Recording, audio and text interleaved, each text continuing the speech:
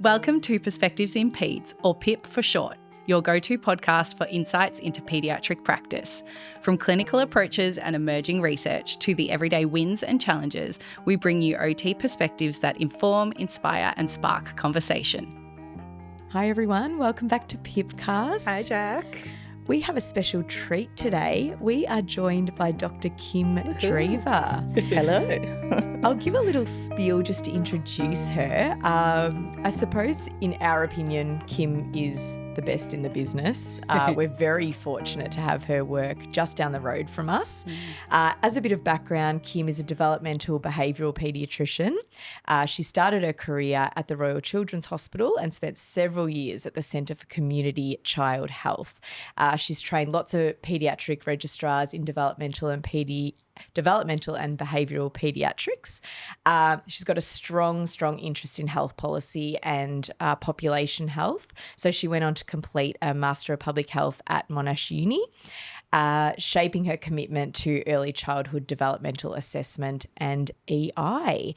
She's passionate about working in a multi-dis care team, which is why she's here. I'm here. And the intersection of healthcare, education, justice and government, and that it's really all about the children and their unique needs. So we know that Kim supports a lot of complex kids and their families, and her passion for collaboration is really obvious to us. She does extremely impactful work, and we want to point out that today she's combining her more clinical expertise with her passion for digital health. So Kim's always been a very innovative person. She strives to be an advisor now in ethical patient-centred tech, helping to bridge the gap between clinicians and developers to ensure safe, responsible use of AI in healthcare, particularly with kids. Indeed. At the heart of her work is a commitment to keeping human connection central to medicine and amplifying the often overlooked voice of the child. So that still doesn't do Kim justice. I'll stop embarrassing her now. And I'm not sure that I recognise that person that you've just introduced. She sounds awesome. So I guess to kick us off, Kim, one of the first questions is, what's your coffee order? I usually have a skinny latte. Important. Skinny latte. Regular milk. It depends. Sometimes it's regular milk if I just can't be bothered or the line's too long. But if I had a choice, it's soy. Good one. We love that question. Oh, do you? Yeah. Does it reveal a lot? Well, we just value coffee so much on Yes. this tea. We need to know what to give you after this episode. So. Absolutely. Form of Awesome. payment for the day. That's right. But thank you so much for joining us, Kim. We're Oh, it's really a pleasure. excited. A really cool person to have as our first official external guest on Oh, wow. podcasts That is as a well. privilege. That is a privilege. Yeah. No pressure. No.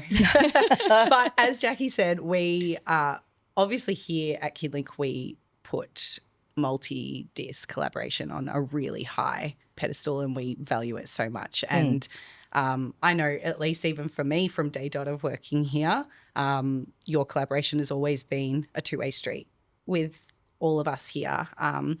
And we know that the families that we work with really value that as well. So we're really keen to just ask you some questions today. Yeah, let's go. And find out what your thoughts and perspectives are. That's what we are all about here at PIP. So I guess, Jack, do you want to kick off or I can kick off? So, Kim, what do you think your role is as a paediatrician servicing your community? That is a very interesting question. It's something that I've come to learn, I think, over time as I've worked with families. It's become more clear what my role ought to be. We're not taught that at medical school and we're not taught that in the hospital system where most paediatricians are trained. But certainly what I see my role as is being that medical expert about a child's physical health, understanding what a child needs to grow healthy and strong, but also to have in my mind what that development looks like at a cognitive and brain level. And so my role really is to partner with families where there's been a drift away from a normal developmental track and to sit with it and understand it by examining the child, watching the child, listening to how the family are managing those gaps, and kind of walk alongside them, trying to help them navigate the sort of support they may or may not need. So it's a bit of a waffly way of answering that question, but I am a medical specialist first. But of course, a child's health is not just about their physical health. It's about how they are and how they interact with their environment. So, yeah, has that answered your question? Yeah, it has. I guess further to that, some of the questions that people asked to ask you, Yes. when there's already, so maybe a child has had a developmental delay identified and there's already a couple of practitioners, say OTs and speechies on board, do you think there should always be a paediatrician involved? Or when there's a solid allied health team in an early intervention setting, when do you think you need to be brought into the picture? You know, as you were asking that question, I was going to say something a little controversial and say I don't think a paed necessarily needs to be in the picture. Yeah. Right? I think that it's very important to have one, and ideally you would want to have a medical practitioner and somebody with child health experience and understanding to be in that team. And, you know, if there were more of us, yes, a paediatrician should definitely be part of that team. But the reality is that there aren't as many peds as we'd like. So does a family require a paed? Ideally, yes. In practice, as long as the family, and particularly those clinicians who are around them, and I use that term very broadly, I mean clinicians to be allied health, nurses, alternative health, disability work, anyone who's engaged in that, the work of supporting a child's health or enhancing their health. If they're aware of what the child needs at that time and they're communicating well, then that's good, I think. Great. Yeah. Good answers. We had a little think about when we had the questions submitted around, I guess, some themes, and something that came up often was the theme of diagnosis. And I think it's particularly one that comes to our mind because we're not necessarily, as OTs, we're often not part of the core diagnostic team, I suppose, and we often lean on working with paediatricians to explore diagnosis for some of our kids that we work with.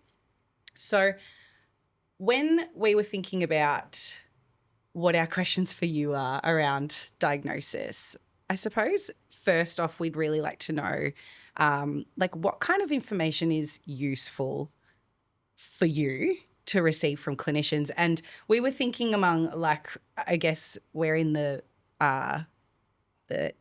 heavy end of about to present on anxiety. So that's at the forefront of our mind at the moment in terms of anxiety disorders as well.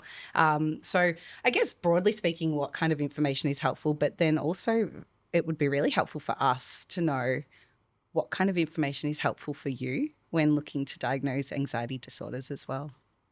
So if we're talking about developmental and behavioural diagnoses, which are quite separate to the physical diagnoses, although they obviously impact one another.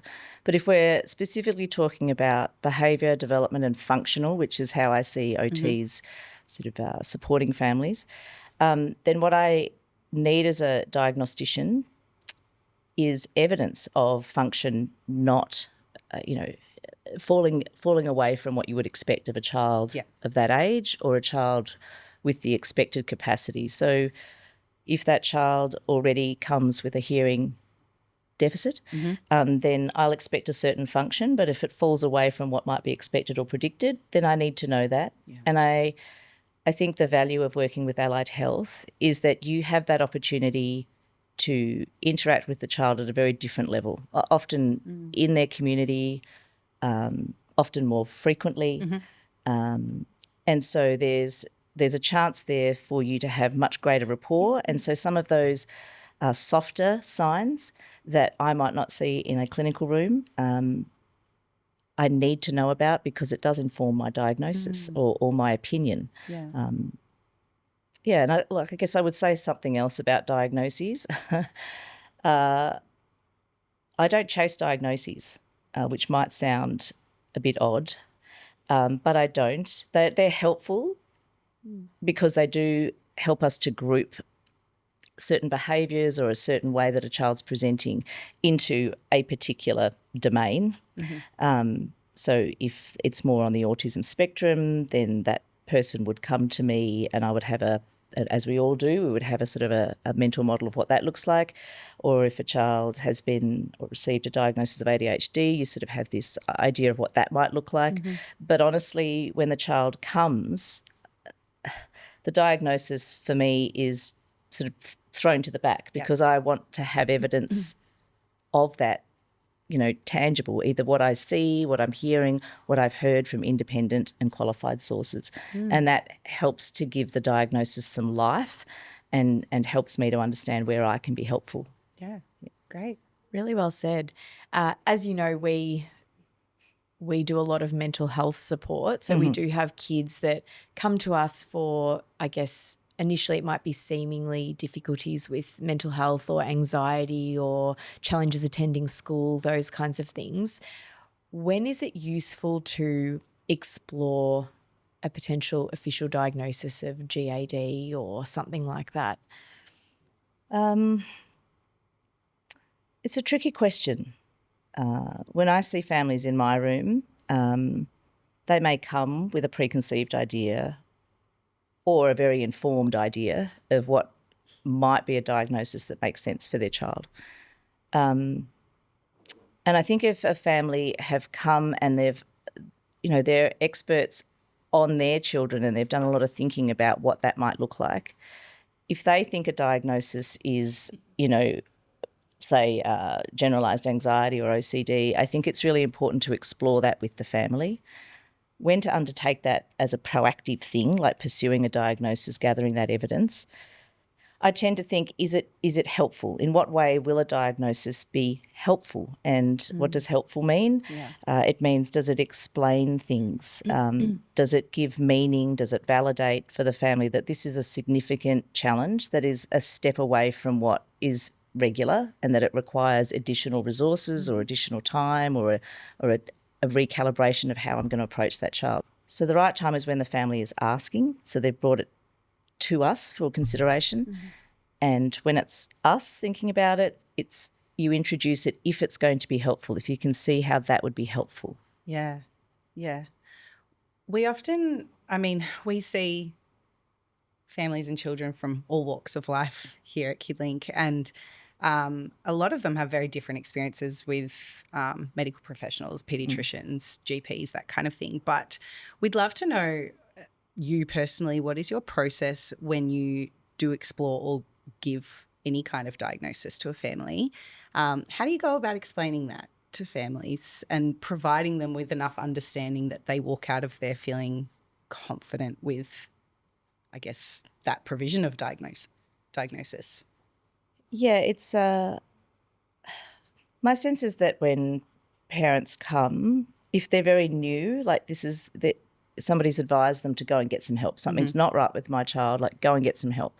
They can be quite fearful that something is wrong. Yeah. And then if you start, I find, with the diagnosis, that can work for or against you. I think it's really important to sound out where the family is. Yeah. And the disclosure of a diagnosis, I tend to find, is something that happens organically. So it's very rare that I would say first up, this child who may look and have all the symptoms. Like when you're doing it for a while, you can you're pretty good at picking it from when they walk in the door. But that's a first impression. I think what I've learned is you must always put that first impression aside and then accumulate the evidence with the family and explore where they're at. Then when we talk about where the gaps are, and then I start to introduce the idea that, a collection of certain presenting signs or symptoms can be understood in a diagnostic label. If you start that way, if that's the way you introduce the conversation about a diagnosis, I feel like it's a much more healthy relationship with it. Because the truth is about all of these developmental diagnoses, they are movable. Yeah. They're not arbitrary. And unfortunately, in the way that accessing healthcare is, there are arbitrary cut-off points. And so diagnostic labels have been co-opted as a way of allocating scarce resources. And so I think as a professional you might feel that there's a pressure to put a label on it because the families are genuinely just trying to seek some help, and they know that this seems to unlock it. So if I say this, then I'll get that. Yeah. Because ultimately all I want is for my child to get the help they need. Yeah. And before NDIS, when I would be talking about a diagnosis with a family, you know, I'd be expecting the grief and the shock and the, you know, these days it's interesting to have sort of lived that period of time where the diagnosis is sought, and it's often a relief because it means they can get access to care. And I think that's an unfortunate side effect of just the way children have to access the support they need. Yeah. So I've wandered away from how do I think that's a deliver really a good diagnosis, but it's always in relationship with the family. It's you know, I think that's probably how I would do it. It's never something that I would just say straight out, because that's not fair to me or the child or the family. Yeah. I think I was going to say, I think that that's something that we really respect about you, and something that we strive to be as clinicians as well, is truly to view each family unit as their own family unit. Yeah. And that requires you to shift and move and view every situation uniquely. And I think that families deserve that. And I think that if everybody kind of took that lens with a bit of sensitivity and just kept the human element of it in the room always, it would be much easier to partner with families and build that trust much quicker. So I think how you said it was really, really good. Yeah. I think you also answered probably our next question a little bit there in terms of and maybe it's the approach that you take. Maybe this doesn't come up for you as often as we think it might. But do you ever have families that are perhaps either in denial or don't resonate with the diagnosis that you might provide their child? Oh, for sure. Yeah. I mean, for sure. You have to make space for that. And I think as a junior doctor, when I was convinced that this was like they had to just understand it the way I understood it, like it's plain as day, right? Yeah.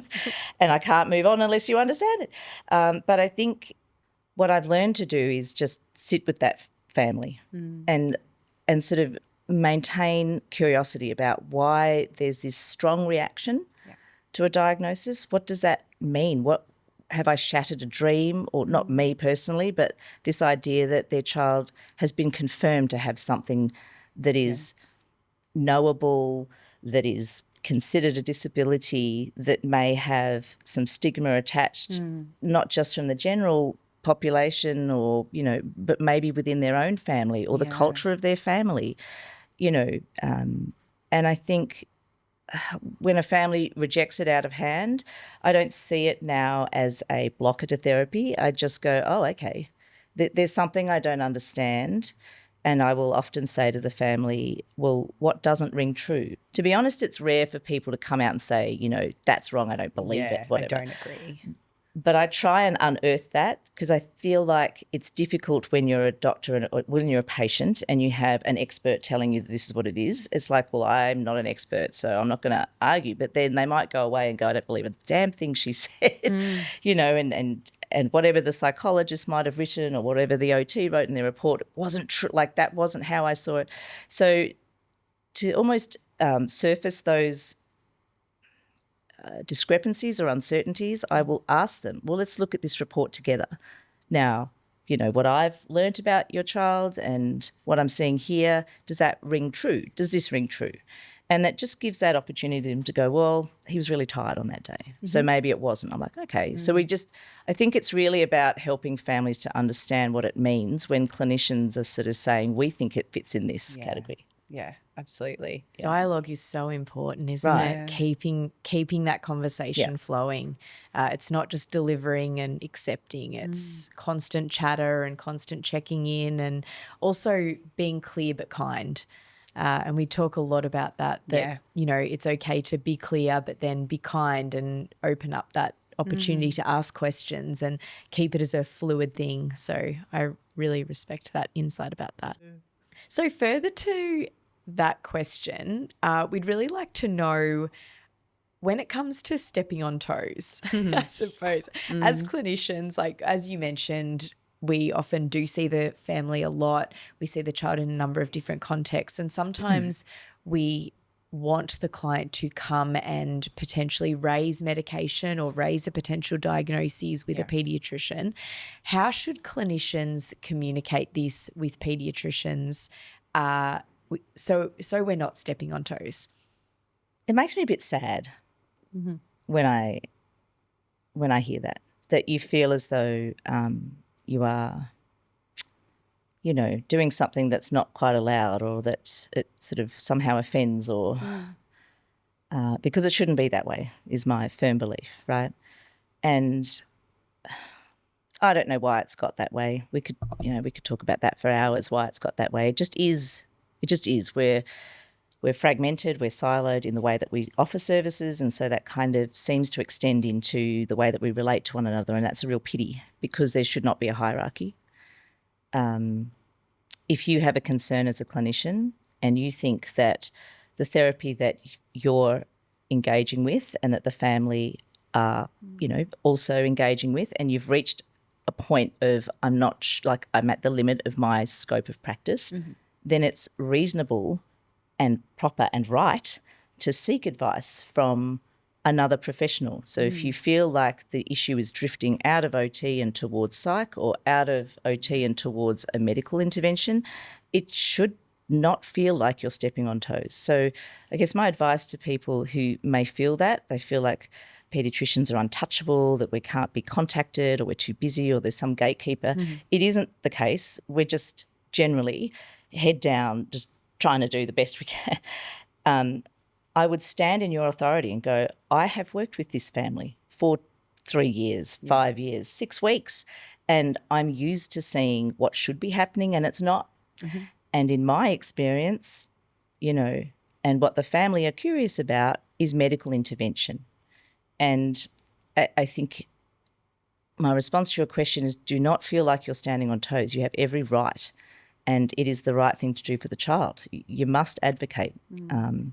Now, from my side as the clinician, as a paediatrician, and I know this to be true for a lot of my peers, that we want to partner. We desperately want to partner. We find the information that you provide us to be so valuable, as I said before. We know that you do the lion's share of the work, like the real work, the real therapy, the real management of the kids day to day. We as paediatricians tend to be pattern recognisers. We can anticipate the next thing. We can support families to, you know, where should they perhaps invest their limited time, resources for the best benefit. Like, that's probably what a paediatrician can assist a family with. And also answer the question, is there anything physically that could be contributing to why things are not working in OT, or why it's not working at speech, right? So I think absolutely we want to hear, and if you're getting a bit of pushback, keep trying, because once it does eventually get through, whatever the barriers may be, time or a protective secretary or whatever it is, if you can break through and it lands on my desk, I know, certainly from working with you guys and others in this community, that there's this sense of relief. It's like, oh my God, thank God. Like this, we are sharing the responsibility of this child, and it's brilliant. Yeah. How frequently do you like to hear from us? As much as you want. Okay. So absolutely as much as you want. Okay. In fact, more is better. Okay. Because I only get to see them, you know, I mean, I see my families, if something's going on or it's relatively new, every 6 weeks or so. Yeah. If we're starting new medication, it's much more frequent. But if it's a regular kind of thing, probably every 3 months, right? And so I know that you've done some therapy. I want to know. What have you seen? Has it improved? Where are the gaps? Have you got any questions? Does the diagnostic label still fit? So all the time is what I would say. Love that answer. Yeah. Buckle in. I feel, I've got follow-up questions, but I've got one more question on the medication side of things before I go down that path as well. So in addition to that, something that we see a lot with our families is often a hesitation to go down a medication pathway.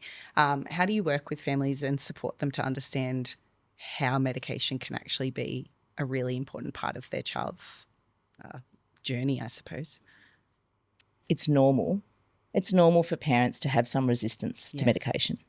I think in the 20 years of my practice, I've only had one parent ever come in and demand medication, which just sent alarm bells through my system. I'm like, your child's requirements for support are not wrapped up in a pill. Yeah. Right? So that, I guess my first bit of advice to people is that that's not an unusual response. And so if you know that, but you also realise that you've reached the limit of what you can do with that family in the therapy that you provide, ask the second question. It's like, what are your concerns around medication? Yeah. Because if you can surface those a bit, that helps me. Yeah. Because by the time they've come to me, they will still come with their thoughts about whether it's good or bad. But if they've had an opportunity to just be validated in their concern, and then they're trying to work out, well, why would you be recommending medication? You're not a doctor. Why do you want me to go to this person I've never met before to give me meds? Like, how is that? So I think, again, it's that being able to explain your expertise and your role and the limitations of your role, like the enormous amounts of good that you do, but this is the limit of my scope. And then we need to talk to somebody who can have that bigger picture, because it is complex. And the promotion and the intervention and the support of children with developmental delay it's complex and it's multimodal. It'll always be a combination of, how is that family unit doing? Yeah. Can they meet their basic needs? What about the therapy has or hasn't worked? And that might be multidisciplinary. It may be just OT and me, or it might be school interventions, or a social group, or scouts. What about that isn't working? And then I will talk to them about the place of medication and how that can help or not help. And I think it's really just being that translator for the medical knowledge, for the evidence, for the experience that we've had watching children benefit from medication when it's used with intention, and when that decision is one that's made collectively. So it's a consensus decision. This is what we think will improve or augment what we've already set the foundations for. So I guess that's how I've found having that conversation about medication. Yeah. And knowledge is power. I think that's the thing. Sometimes we as clinicians can't give all of that information that you, like you said, that you're the translator of that medical information. And sometimes just knowing can be what really supports that family to go, okay, I can see where this fits in for my child. And although we talked a little bit before about being a bit siloed, sometimes that's a good thing. Yeah. Because there are things that they might not want to say to you, or they presume you don't know, even though you might know.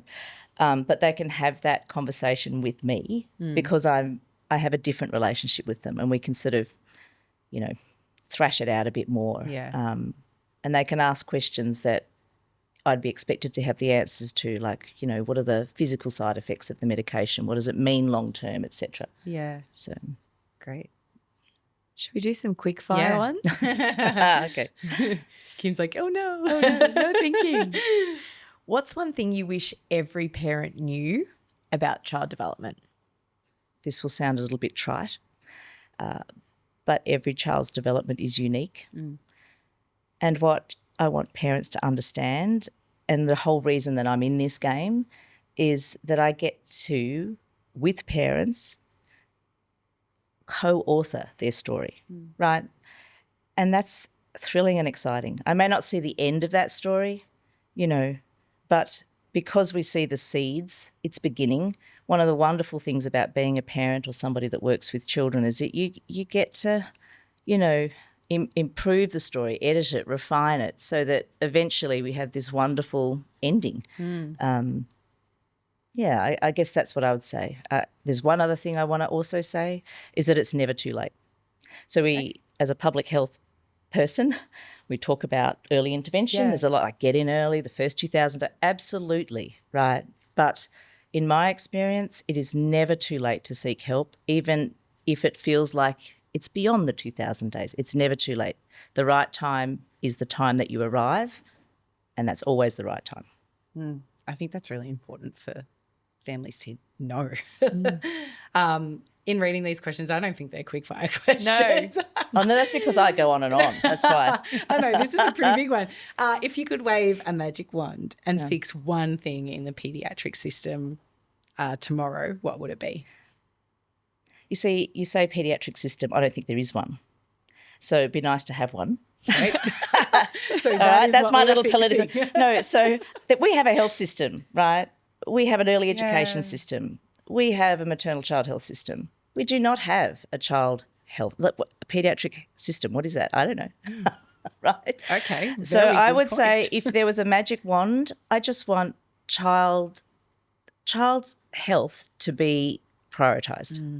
Now, it is, and there are many people working towards that, but in a more public way, I would like to see that sort of front and centre.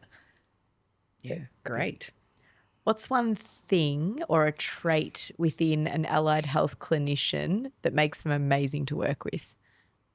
I think it harks back to what I said before, and it's how I've experienced yourself when we first met, and then Caitlin and the amazing team that you have. You know what you know, and you don't shy away from being confident to articulate and communicate what you know, and you don't shy away from it. And I think when I feel that and I know it to be true, I think here is a partner. Here is someone I can trust. I know how you work. And then for me, that makes the collaboration easy. But it's hard to be, I think there's this weird stigma perhaps. I've noticed it sometimes with more junior allied health. Yeah. They almost apologise for interrupting me. Don't apologise. Step into your space, own it. Tell me what I need to know, because I can't see it if you don't tell me. So, yeah, just know that what you're doing is valuable and you're an expert, just as I am in my own practice. All right, final question. What keeps you hopeful for the future of paediatric care? I'm going to quote Whitney Houston. Oh, yes. I love this. So Whitney Houston, I am a child of the 80s, the greatest love of all. The children are our future, right? They teach us the way. They really do. If we're thinking about the future of healthcare, or which we are, then you've got to think about what that looks like for the children we have now. What do we want them to inherit, and what do we want their children to have that's different to now? So I think what keeps me hopeful is the children themselves, that they almost tell us what we need to do, how we need to craft a health system that serves their needs. Yeah. Fabulous. Thanks, Kim. Is that going to be our outro? Whitney Houston. You'll have to play. You'll have to play it. It's like, I don't know. Children are a future.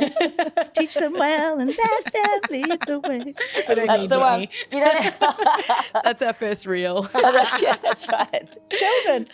Exactly. A bit of Whitney. Yeah. Thank Kim, you you've so been much. awesome. Oh, that's a pleasure.